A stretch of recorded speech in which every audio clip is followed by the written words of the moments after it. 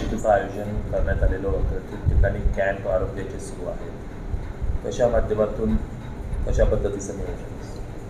आपल्या देशाचे पंतप्रधान आदरणीय नरेंद्र मोदी साहेबांच्या वाढदिवसाचं औचित्य साधून राज्यभरामध्ये मोदी सेवा महा सामुदायिक आरोग्य शिबिर कम्युनिटी हेल्थ कॅम्प आपण या संपूर्ण राज्यामध्ये आपल्या राज्याचे उपमुख्यमंत्री आदरणीय देवेंद्रजी फडणवीस साहेब आणि आपल्या राज्याचे ग्रामविकास मंत्री आदरणीय गिरीश भाऊंच्या समन्वयाने आणि राज्यस्तरीय उपमुख्यमंत्री वैद्यकीय मदत कक्षाच्या माध्यमातून हे संपूर्ण राज्यभरामध्ये आपण सामुदायिक आरोग्य शिबिर घेतो आहे, ज्यामध्ये 5 वस्त्यांचं आपण आयडेंटिफाय केलं आहे. दलित वस्त्या असतील, भटके वस्त्या असतील, जनजाती क्षेत्राच्या वस्त्या असतील, आर्थिक दुर्बल घटकातल्या वस्त्या असतील आणि झोपडपट्टी वस्त्या या ठिकाणी आयडेंटिफाय करायच्या. त्यात धर्मदाय रुग्णालय असेल, आरोग्य विज्ञान विद्यापीठाच्या ॲफिलिएटेड किंवा अलाइड ज्या कॉलेज आणि ज्या फॅकल्टीचे रुग्णालय असतील ते, MGP महात्मा ज्योतिबा फुले आरोग्य योजनेतले रुग्णालय असतील, डीम युनिव्हर्सिटी असेल, या सर्व रुग्णालयांचा सहभाग या शिबिराच्या माध्यमातून आपण केला आहे.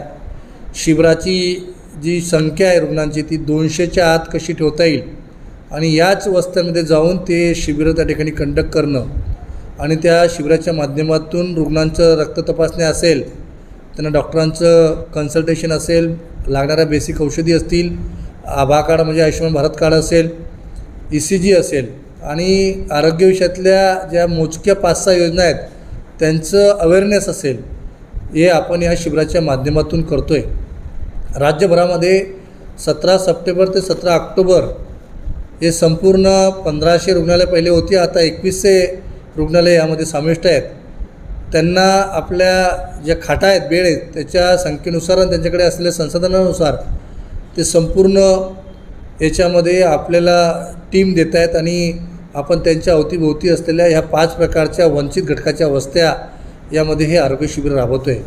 शिबिराच्या माध्यमातून हे तपासण्या असेल, अवेअरनेस असेल, शासकीय योजनांची माहिती असेल आणि पुढील जे रुग्ण निघतील त्यांचं तपासण्या, उपचार मग ते महात्मा ज्योतिबा फुले आरोग्य योजनेअंतर्गत येणाऱ्या रुग्णालयात करू.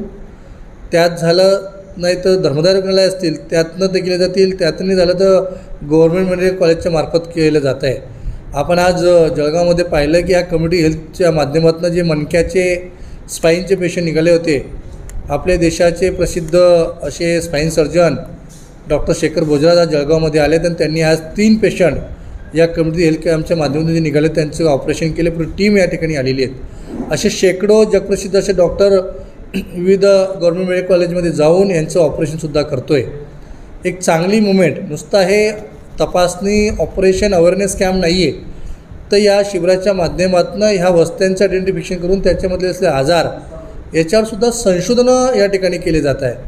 मग ते लुपिन फार्माच्या R&D रिसर्च अँड डेव्हलपमेंट सेंटरच्या माध्यमातून असेल, आरोग्य विज्ञान विद्यापीठाच्या माध्यमातून असेल, ऑल GMC असतील किंवा आयुषचे आमचे PSMचे सर्व विभाग असतील, हे संपूर्ण मिळून याचं संशोधन करत आहेत आणि संपूर्ण हा डाटा एकत्र करून राज्य शासन, केंद्र शासनाला या कम्युनिटीतले असलेले आजार त्याच्याबद्दल घ्यायच्या काही पॉलिसी या विषयातनं सुद्धा काही सजेशन या शिबिराच्या माध्यमातून आपण देतो आहे. एक लोकसहभागातनं म्हणजे या शिबिराच्या माध्यमातून हे सर्व हॉस्पिटल आहेत, विविध NGO असतील, विविध संघटना असेल, वेगवेगळ्या प्रकारचे मंडळं असतील, गणपती मंडळापासून वेगवेगळ्या असोसिएशन याच्यामध्ये सहभाग घेत आहेत आणि लोकसहभागातनं हे आपण संपूर्ण राज्यभरामध्ये हे कम्युनिटी हेल्थ कॅम्प, सामुदायिक आरोग्य शिबिरं उपमुख्यमंत्री आदरणीय देवेंद्रजींच्या जो वैद्यकीय विशेष मदत कक्ष आहेत मुंबईमध्ये त्याच्या समन्वयाने पूर्ण महाराष्ट्रात करतो आहे.